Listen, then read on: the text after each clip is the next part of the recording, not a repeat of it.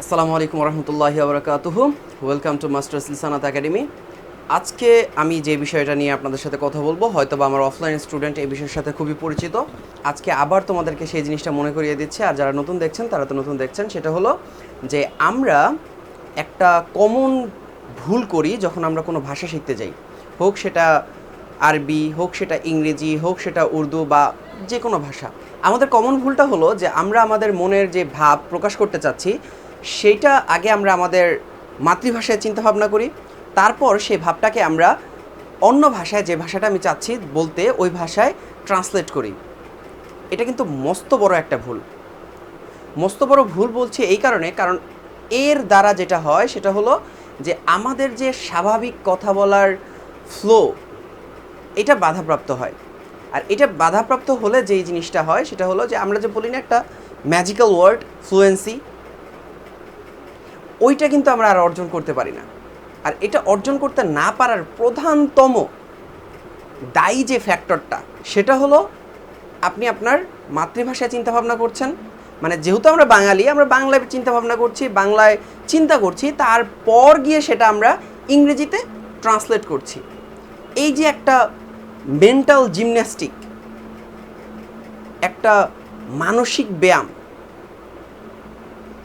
ব্রেনের মধ্যে যে একটা ব্যায়াম চলতেছে, একটা লড়াই চলতেছে দুইটা ভাষার মধ্যে, এইটার জন্যই কিন্তু আমরা স্বাভাবিকভাবে কথা বলতে পারি না। তো এইটার সমাধানটা আসলে কি? সমাধানটা হলো এই যে থিঙ্ক ইন ইংলিশ,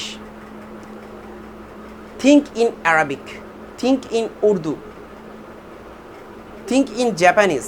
যেই ভাষা আপনি চান, যেইটা আপনি চাচ্ছেন, ওই ভাষায় আপনাকে চিন্তাভাবনা করতে হবে। এমনটা নয় যে আমি চিন্তা করব আগে বাংলায়, তারপর আমি এটাকে ট্রান্সলেট করব।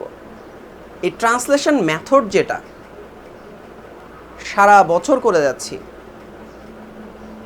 অনুবাদ পদ্ধতি, এই অনুবাদ পদ্ধতি যেটা, এই অনুবাদ পদ্ধতি কিন্তু সবচেয়ে বড় দায়ী আমাদের দ্রুত কথা বলতে না পারা, ওই যে ম্যাজিক্যাল টার্গেট ফ্লুয়েন্সি, এটা অর্জন করতে না পারা।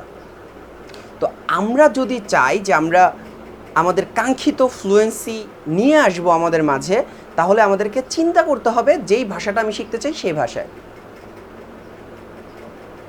মানে আমি এখন বলতে চাচ্ছি আমি ইংরেজি শিখব, তাহলে এটা এইভাবে করলে হবে না যে আমি ইংরেজি শিখব, আই ভবিষ্যৎ উইল শিখব, লার্ন ইংলিশ, হ্যাঁ English, so I will learn English. এভাবে করতে গেলে কিন্তু অনেক সময় লাগবে।